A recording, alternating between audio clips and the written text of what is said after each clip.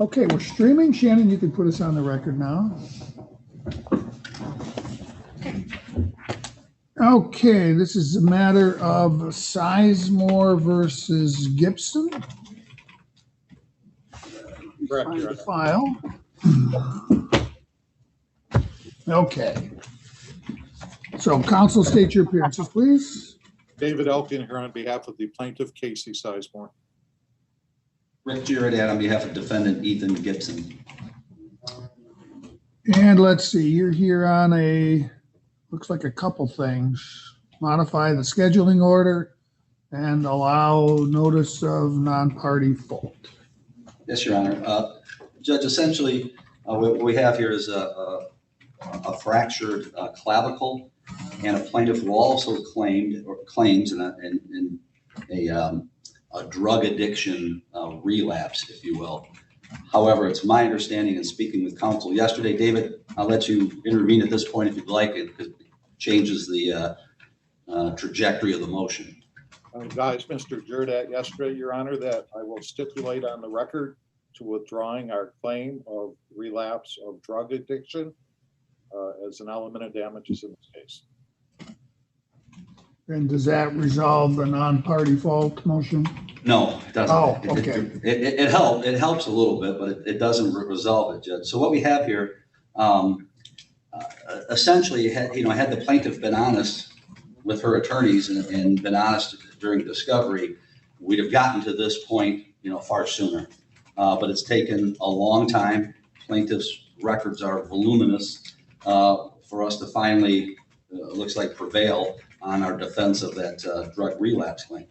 However, she still has a claim that she has residual problems from a fractured clavicle, significant residual problems, to the extent that we were not able to resolve this matter at facilitation.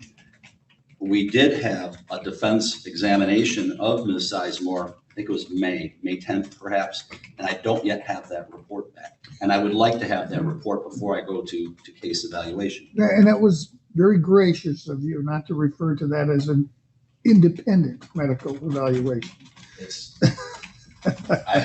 I slip once in a while, judges. I'm trying to get better at that. So what we have here is a situation where plaintiff claims significant residual effects. I'd like to have that report, which I don't have yet, to present to the case evaluation panel, who don't fare well with settling cases anyway, but the more information we can get them, the better. Further, when there's a late change of course like we have here, I kind of need to retool my defense, because we had worked long and hard to battle this addiction claim. But now that we know it's essentially just a residual clavicle issue, this dovetails into the non-party fault. We found recently in records that I think approximately 5 weeks after her surgery, she was doing quite well, was not wearing her sling. And then she reports to the emergency room, I believe, or to her orthopedic surgeon, one or the other, that she had gotten into a fight with someone and she was injured significantly, including her clavicle. Now, we took a deposition of her mother a couple of weeks later. We found out who that individual was. Apparently, it was her now ex-husband. We would like to name him as a non-party fault to the extent there's a correlation between that fight or assault or whatever happened and her continuing problems. Because when you look at this at a whole, and you know what, just to tell you the truth, we may or may not be able to show, or anyone may or may not know, if there's a direct correlation between that assault and her continuing problems. But I'd like to find out, and I think we can take the deposition, or at least speak with her doctor to find out if there is a relation between that. But the clavicle was initially broken in a motor vehicle accident. Absolutely. And her husband had no contribution to the motor vehicle accident. Correct. He didn't cause that. No. So I guess I'm struggling. Is this non-party fault, or is this just simply a defense that it was her injuries are not the result of the auto accident. They're the result of something else. But to say it's yeah, I guess I'm struggling with this. I hadn't thought of non-party fault in the angle that you're coming from. Sure, and Judge, that may be true. It's actually both. We always have that. You always have that defense. However, to have non-party fault, we would have to be able to prove that a new injury or something identifiable occurred as a result of that. And here's why she's continuing to have problems. How is this any different than when you've got some kind of a claim that, yeah, her clavicle was broken, but she had all kinds of problems with that clavicle long before this accident happened? I mean, in that situation, you wouldn't be bringing in a non-party fault. You would just be arguing it was these injuries pre-existed. We didn't cause them. Sure, but you're always entitled to bring an aggravation claim. My only point here. You could bring an aggravation claim, correct, but you don't bring the person that originally caused the injury in as a non-party at fault. That's true. That's true. But in this situation, then that's why I'm trying to figure out what's the distinction. Well, the distinction here is because this is after the fact. That we know she had a fractured clavicle. We know she had a surgery. We know she was doing very well. And then all of a sudden, according to her testimony, she's not. And she's not doing well following this assault or fight. And Judge, you might be right. We may take the deposition of Dr. Walper, or I think that he's the orthopedic surgeon, and he may say, I can't tell what's different. And if that's the case, maybe there is no basis for a non-party fault. However, he might say, well, she was doing well before, and if her current limitations are now related to whatever her particular orthopedic limitations are, whether it's range of motion, pain, swelling, whatever the case may be, someone might be able to attribute that to the assault, which occurred after this incident. And I think a non-party fault is appropriate under those circumstances. I think we're at least entitled to find out, Judge. And we're only talking about, case evaluation set for 2 weeks. But even if I didn't allow you to name a non-party at fault, you would have every right Yes. to challenge that her injuries were not the result of this accident, but rather were the result, or at least significantly complicated by something else that happened later.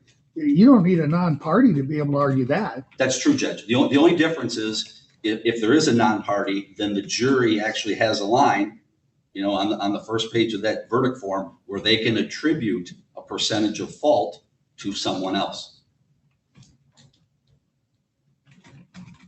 And I see from Mr. Elkins, I was called him Mr. Sizemore again, response that they are prejudiced because they can't sue him now.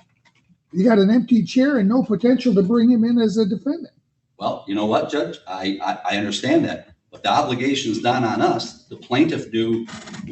Plaintiff was the first one to know, quite frankly, 5 weeks after this accident happened, that assault occurred, and she claimed injuries.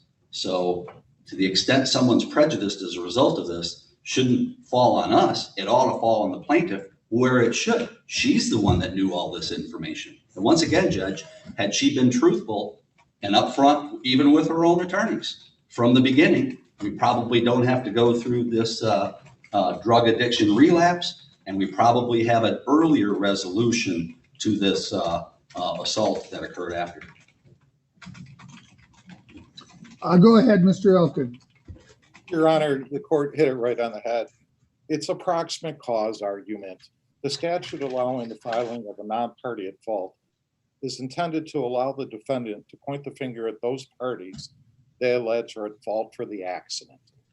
The non-party they're seeking to bring in, the ex-husband, was not even at the accident scene. So they're not claiming that the ex-husband is responsible or at fault for the accident. They're claiming that he was responsible for her current medical condition. In essence, Your Honor, what they're claiming is that a subsequent intervening event caused her to suffer a more serious medical condition. It's a proximate cause argument, and that's not what the non-party at fault statute is intended for. What's the site? I want to take a quick look at the language of the statute. Share with me, Your Honor. I have it, Judge. The court rule is MCR 2.112.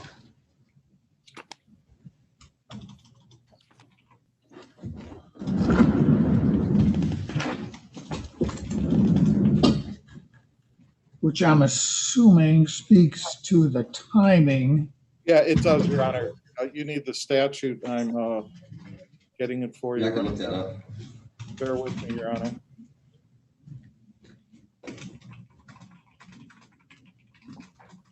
It's right in the court rule.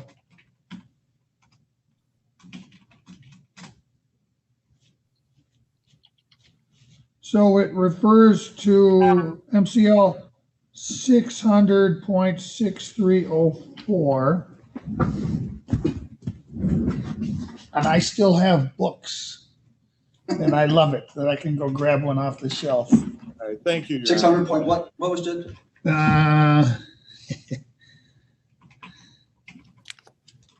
600.6304.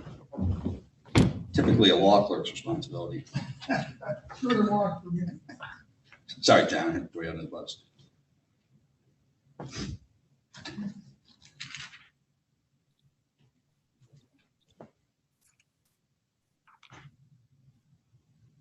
My guess is my law clerk has never seen a law book before. It's all on screen. It's all on the screen.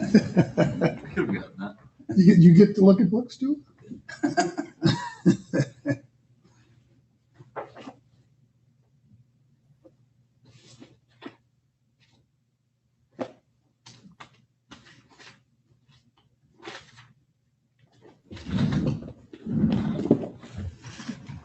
You're at 6304, Your Honor. I'm looking at 6304.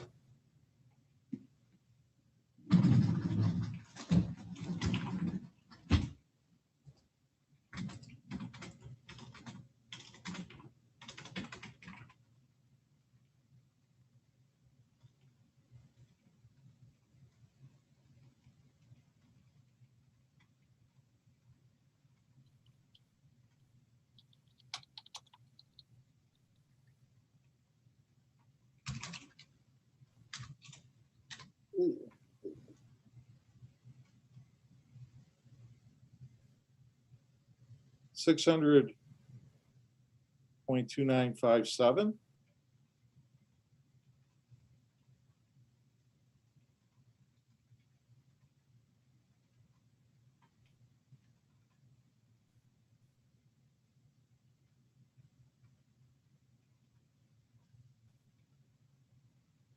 Yeah, it looks like there's more than one statute implicated. I'm still looking at 6304.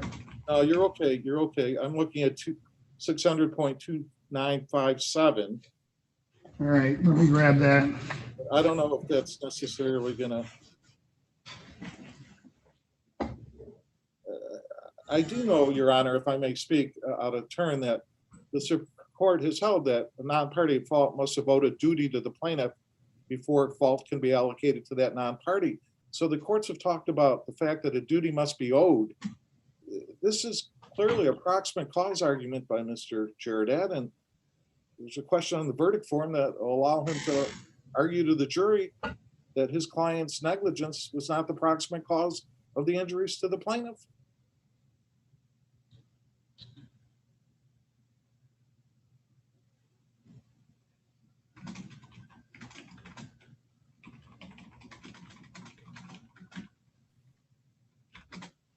You know, it's interesting. I'm still in 6304, which talks about basically special verdict forms.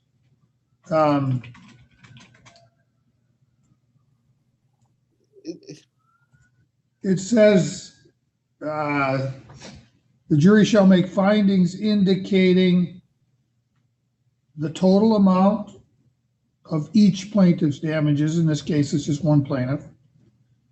Secondly, the percentage of the total fault of all persons that contributed to the death or injury, including each plaintiff and each person released from liability, regardless of whether the person was or could have been named as a party to the action. That would seem to suggest that whether this non-party at fault is named, that the jury could certainly be given the opportunity to determine the extent to which the injury was attributable to the defendant versus attributable to others. Your Honor, I'm sorry. Go ahead. Every case dealing with the notice of non-party at fault deals with the issue as to whether or not that non-party owed a duty to the plaintiff as relative to the fault for the accident or the incident.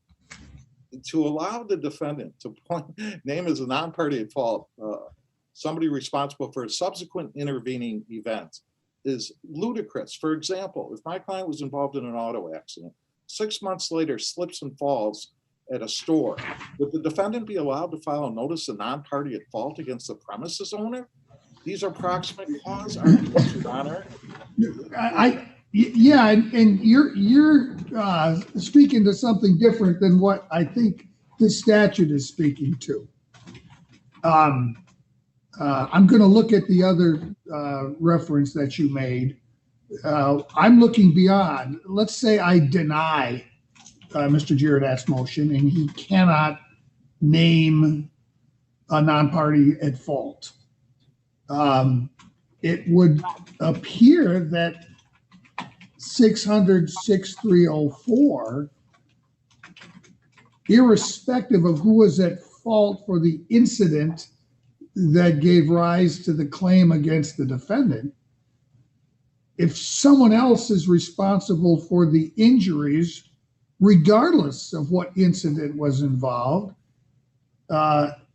it would appear, at least reading the language of 6304, that a special verdict could be given to the jury. And I'm speculating, but this language doesn't talk about the incident itself. It talks about the injury. Well, it talks about involving fault for more than one person. When they speak of fault, Your Honor, I think they're referring to fault for the death or the injury in a wrongful death case. I mean, the issue can be dealt with on the verdict form, Your Honor, through the proximate cause question. The second question on most verdict forms: was the defendant's negligence a proximate cause of the plaintiff's injuries? Mr. Girodat can stand up and say to the jury, no, our client's negligence was not a proximate cause of her injuries. Her ex-husband's attack on her was a proximate cause of her injuries. This is clearly a proximate cause issue, a proximate cause argument. What was the other statutory reference you had? Bear with me 1 second. I am Googling as we all Google as well. Bear with me.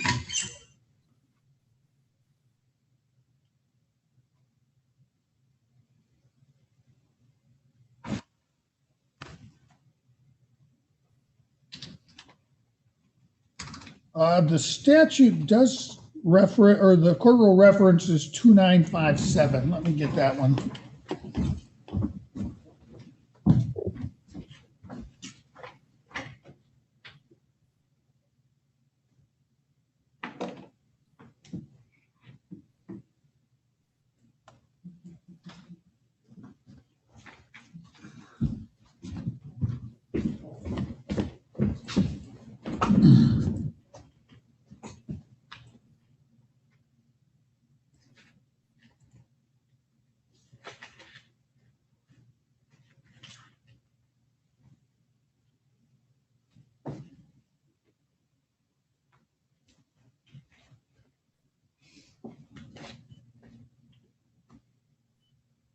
2957 subparagraph 2, perhaps.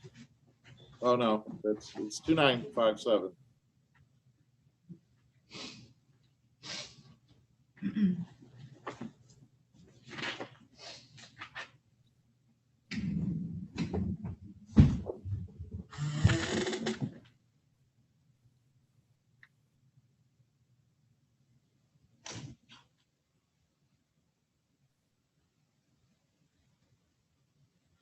Speaks about the liability of each person.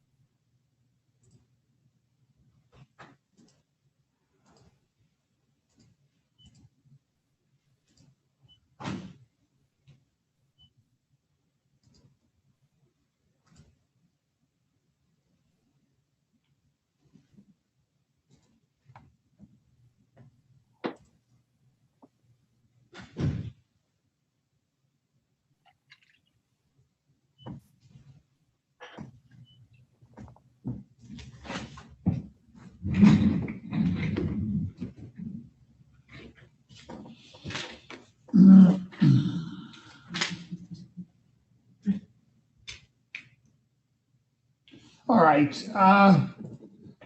Frankly, I'm more convinced by Mr. Elkin's argument. This is really a proximate cause issue.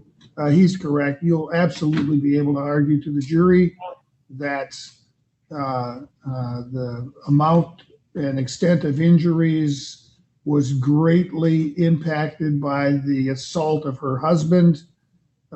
She was healing, had almost recovered from the clavicle injury, and all these subsequent issues that she's having are attributable to what he did and not to what to the defendant's negligence. So I'm going to deny the motion. Thank you, Your Honor.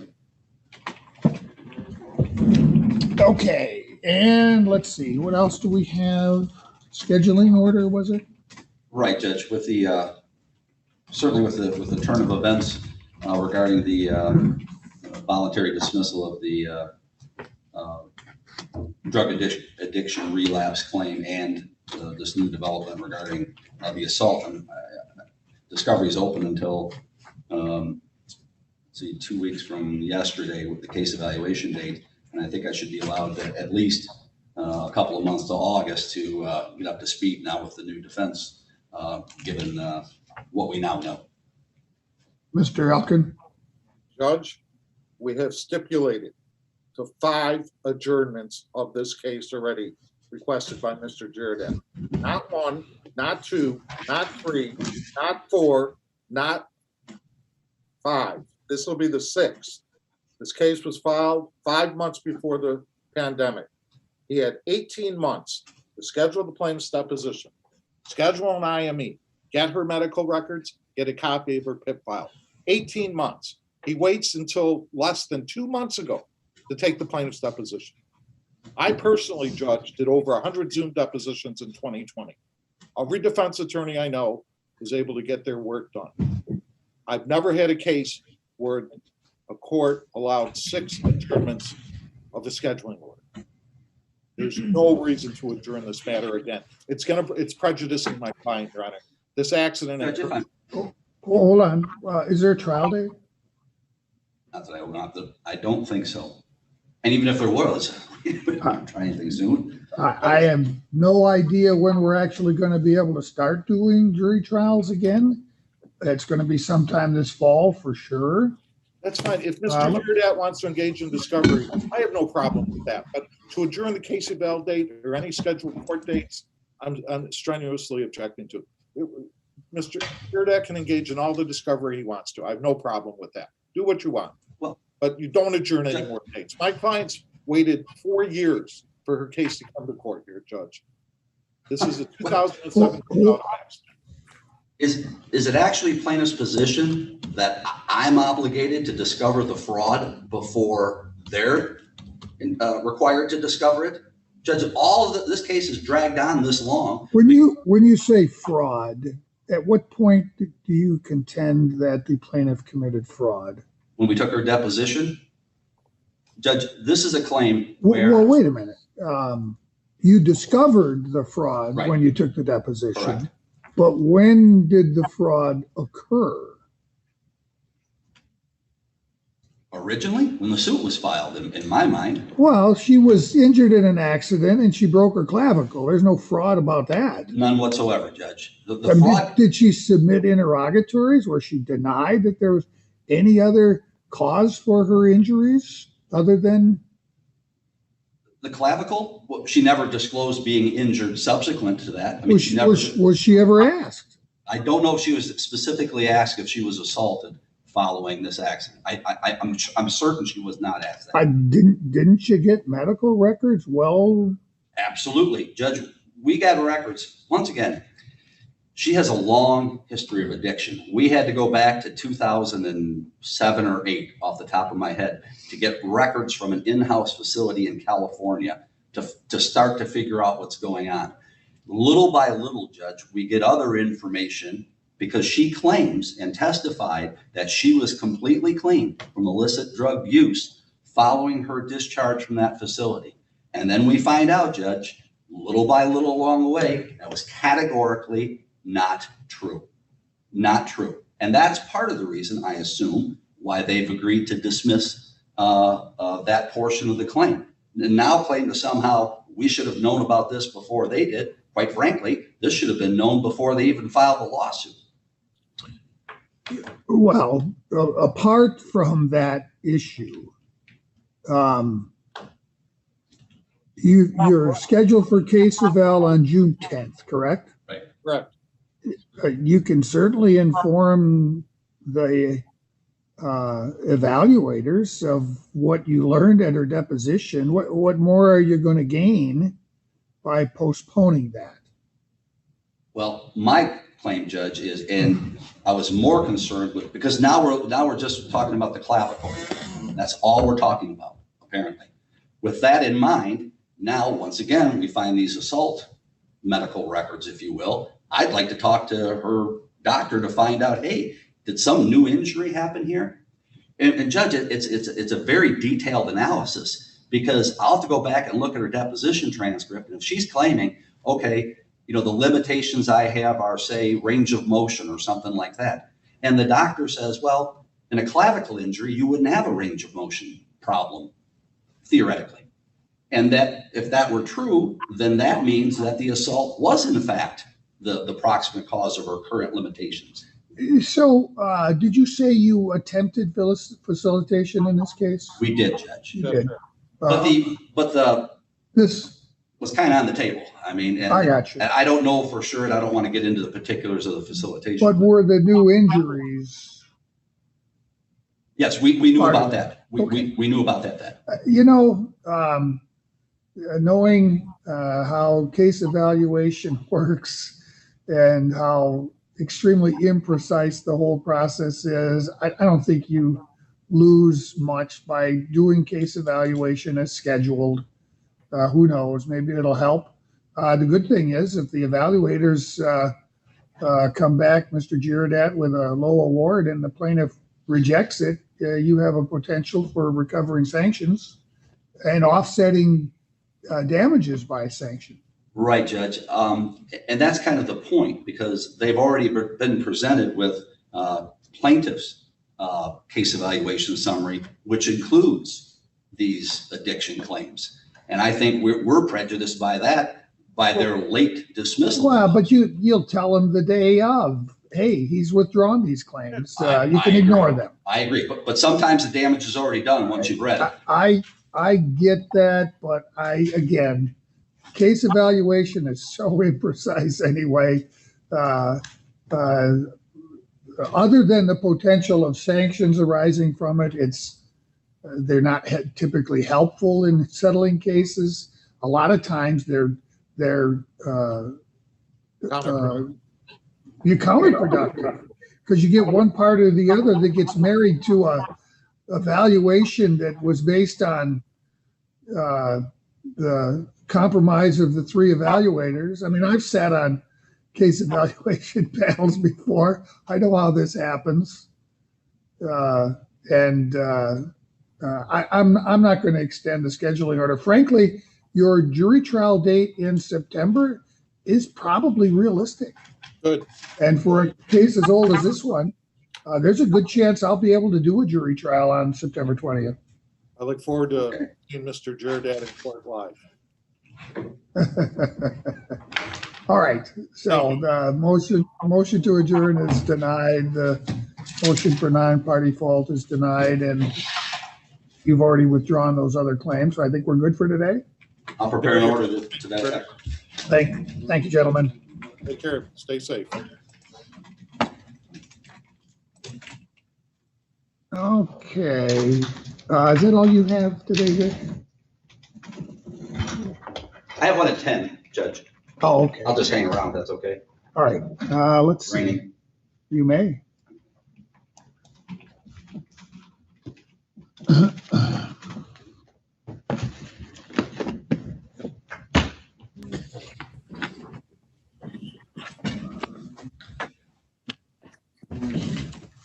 Okay, this is the matter of Cole versus Bland. Counsel, state your appearances, please. Thomas Krupp here on behalf of the plaintiff, Your Honor. Andrew Breggy on behalf of defendant. I'm assuming this is one where we passed your trial date because of COVID. We don't know when the trial's going to be. And you're here to find out when I can actually hold a trial. Yes, Your Honor. I assume so. I did that with a lot of cases rather than giving new trial dates, only to have my staff have to re-enter stuff and find new dates since there's so much uncertainty. We're still some uncertainty. I just, this doesn't need to be on the record, Shannon. Okay. Let me